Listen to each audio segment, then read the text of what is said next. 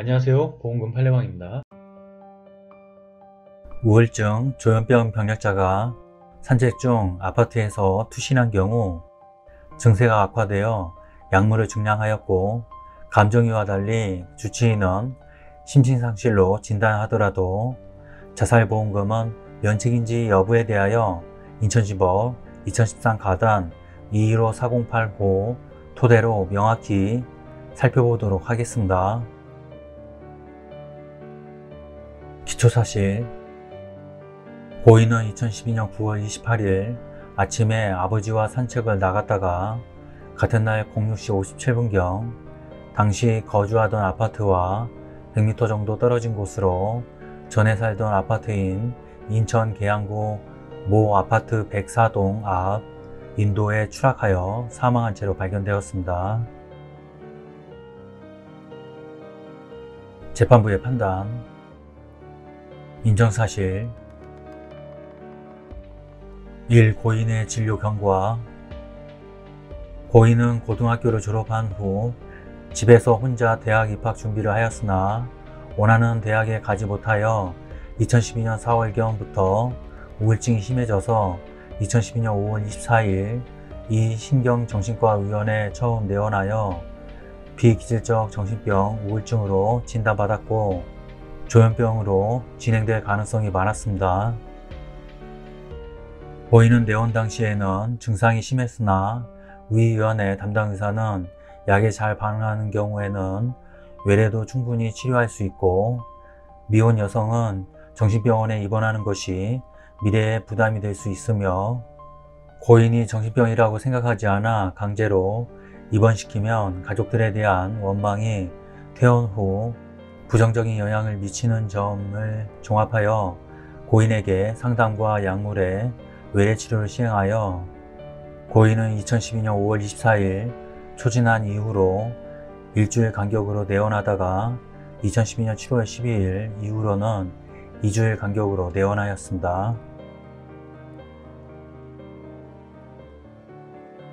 고인은 초기 약물 치료에 좋은 반응을 보여 조금씩 안정을 찾고 생활과 관계에 반응을 보이기 시작하는 등 조금씩 회복하다가 2012년 8월 23일부터 증세가 다시 악화되기를 시작하여 다시 활동을 하지 않고 대인관계에 반응을 보이지 않았으며 망상과 환청 증상을 심하게 보이기 시작해 약물을 증량하였습니다. 고인은 2012년 9월 6일 위원에 내원했는데 그냥 주로 누워 있었고 식사는 한 끼만 하며 과거 못 자다가 잘 자지만 환청이 더 심해져 힘들다는 증상을 호소했고 2012년 9월 20일 위원에 마지막으로 내원했을 때에는 가만히 지내고 그냥 힘들며 환청이 들리고 생각이 잠기며 잠을 깊게 자지 못하는 증상을 호소했고 기존과 같이 약물을 처방받았습니다. 2. 이 사건 사고 당시의 상황. 고인이 2012년 9월 29일 06시 20분경 인천 계양구 F아파트 203동 1301호 집에서 일어나서 피고들에게 혼자 공원으로 산책을 오겠다고 했으나 피고 A는 우울증이 있는 고인이 혼자 나가는 것이 불안해서 함께 인천 계양구 지에 있는 H공원으로 산책을 나갔다가 고인이 피고 A에게 혼자 걷고 싶다고 말하여 피고 A는 H공원 옆에 고인의 모교인 I여고가 있고 고인이 평소에도 혼자 걷는 걸 좋아해서 고인에게 한 바퀴 돌고 오라고 허락하고 H공원에서 기다리고 있는데 고인은 2012년 9월 28일 06시 57분경 이전에 살던 인천 계양구 D아파트 104동 1층 인도로 추락하였습니다.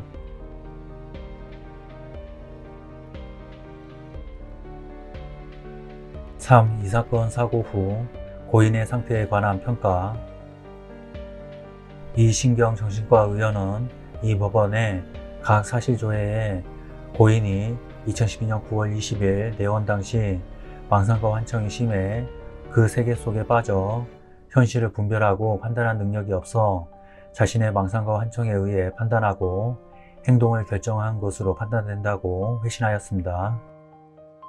반면에 이 법원의 의료법인 길의료재단 길병원장에 대한 진료기록 감정 초탁 결과에 의하면 위 의원의 진료기록지에 의하면 고인에게 주로 환청과 사고장애가 의심되는 행동들에 대한 기술이 있어서 조현병이나 정신병적 장애의 가능성이 있으나 다른 여러가지 정신건강의학과 질환들에 대한 감별 진단이 필요하므로 위 진료 기록만으로는 고인의 병명을 추정하는 것은 불가능하고 고인의 자살에 대한 이해 정도, 자살의 위험성, 현실 판단 능력, 지적 능력, 일상생활 기능에 대한 판단이 불가능하며 고인이 2012년 9월 20일 내원 당시 환청 등의 악화가 의심되지만 입원이 필요한 정도였는지도 위 진료 기록만으로는 판단이 불가능합니다.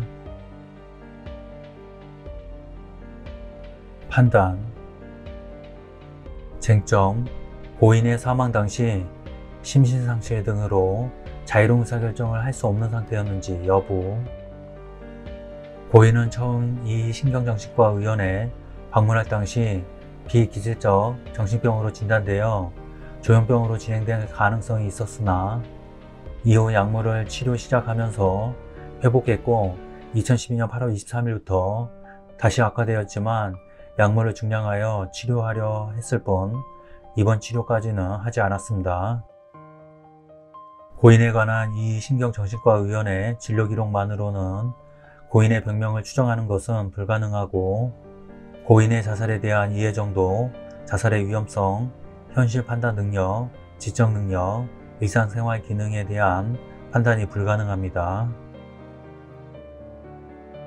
또한 고인은 이 사건 사고 당시 피고 A와 산책을 하다가 피고 A와 헤어진 후 전에 살던 아파트에 가서 뛰어내려 사망하였는데 만약 고인이 우울증 등으로 자유로운 의사결정을 할 수 없는 상태였다면 피고 A가 당시 이러한 상태의 고인을 혼자서 산책하도록 하지 않았을 것입니다. 위와 같은 사정들에 비추어 고인이 이 사건 사고 이전인 2012년 8월 23일경부터 망상과 환청 등의 증상이 심해졌고 이 신경정신과 의원의 담당 의사가 고인이 망상과 환청이 심해 그 세계 속에 빠져 현실을 분별하고 판단할 능력이 없어 자신의 망상과 환청에 의해 판단하고 행동을 결정한 것으로 판단된다고 한 점들만으로는 고인이 심신상실 등으로 자유로운 의사결정을 할 수 없는 상태에서 자신을 해쳤다는 점을 인정하기에 부족하고 달리 이를 인정할 증거가 없습니다. 결론적으로 보험회사는 보험 수익자에게 상해사망보험금을 지급할 의무가 없습니다. 판례 지적 조현병 증세가 점차 심해져 약물을 증량한 점, 나이가 젊어 미혼 여성으로 정신병원 입원에 대한 편견이 있어서 입원을 하지 않은 점, 위 판시 내용으로 보아 자살함 시성 유서 등을 남기지 않았고 평소 자살 발언도 하지 않았으며 심각한 조현병 외에 자살을 실행할 동기는 보이지 않고 산책 중에 돌발적으로 투신한 점, 즉 자살 행위에 대한 계획성이나 사망에 이르는 시간 동안 통제력을 보유하지 않은 것으로 보이는 점, 주치의는 병원 내원 당시 망상과 환청이 심해 그 세계 속에 빠져 현실을 분별하고 판단할 능력이 없어 자신의 망상과 환청에 의해 판단하고 행동을 결정한 것으로 판단된다라고 회신한 점 등에 비추어 망인은 심각한 조현병 증세로 자유로운 의사결정을 할 수 없는 상태에서 충동적으로 투신하였다고 할 것이므로 위 법원의 판단은 부당하다고 할 것입니다. 마치겠습니다. 긴 시간 시청해 주신 점 고맙습니다.